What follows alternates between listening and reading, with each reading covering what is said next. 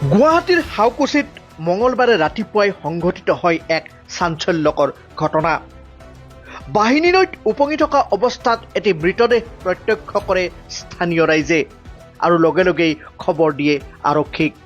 আৰু খবৰ পোৱাৰ লগে লগেই গড়চুক আৰক্ষীৰ এটি দল উপস্থিত হয় গৈ ঘটনাস্থলীত। ইতিমধ্যেই চিনাক্ত কৰিছে মৃতদেহটো আৰু মৃতদেহটো হাতীগাঁৱৰ নৰ্থ বমাৰ আখতাৰ আলী বুলি চিনাক্ত কৰা হৈছে।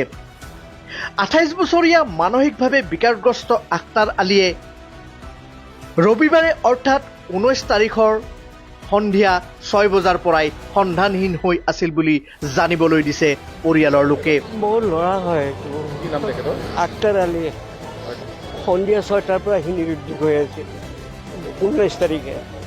তাৰপিছত আমি বিচাৰি ফুৰিছোঁ, থানাত এণ্ট্ৰি দিছোঁ, এতিয়াহে খবৰ পাই পালোঁ ল'ৰাটো হয়, কলা চলা পিন্ধি আছে। নৰ্থ বমা নাই, একো নাই তাৰ। ক্লাছ 10 লৈ পঢ়ালোঁ, আমিতো দেখা নাই। এতিয়া দেখা নাই, এতিয়া কেনেকৈ ক'ম? এতিয়া হয়তো কোনোবাই যদি কিবা কৰিবও পাৰে।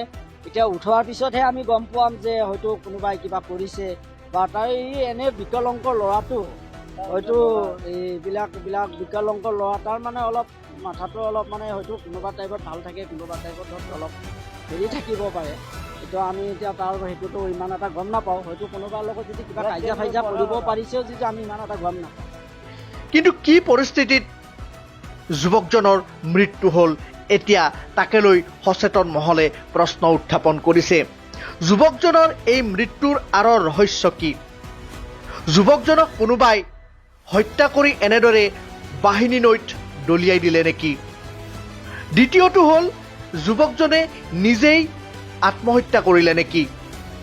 আৰু তৃতীয়টো হ'ল, যুৱকজনক যদি কোনোৱে হত্যা কৰা নাই আৰু যুৱকজনে যদি নিজেও আত্মহত্যা কৰা নাই, তেনেহ'লে যুৱকজনে কোনো উন্মুক্ত নলাত পৰি পৰৱৰ্তী সময়ত নলাৰে উটি গৈ বাহিনী নৈত পৰিল নেকি?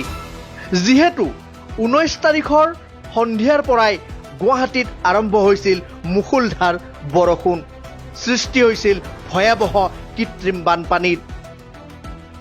তাকে লৈ এতিয়া সচেতন মহলে প্ৰশ্ন উত্থাপন কৰিছে যে যুৱকজনৰ মৃত্যুৰ আঁৰৰ ৰহস্য কি? ইতিমধ্যেই ঘটনাস্থলীত আৰক্ষী উপস্থিত হৈ তদন্ত আৰম্ভ কৰিছে, মৃতদেহটো উদ্ধাৰ কৰিছে আৰু মৃতদেহটো মৰণোত্তৰ পৰীক্ষাৰ বাবে গুৱাহাটী চিকিৎসা মহাবিদ্যালয়লৈ প্ৰেৰণ কৰিছে। আৰক্ষীৰ তদন্ত আৰু মৃতদেহৰ মৰণোত্তৰৰ প্ৰতিবেদনৰ পোৱাৰ পৰৱৰ্তী সময়তহে উদ্ধাৰ হ'ব যুৱকজনৰ মৃত্যুৰ আঁৰৰ ৰহস্য। মহেশ কলিতাৰ প্ৰতিবেদন, মেট্ৰ' নিউজ, গুৱাহাটী।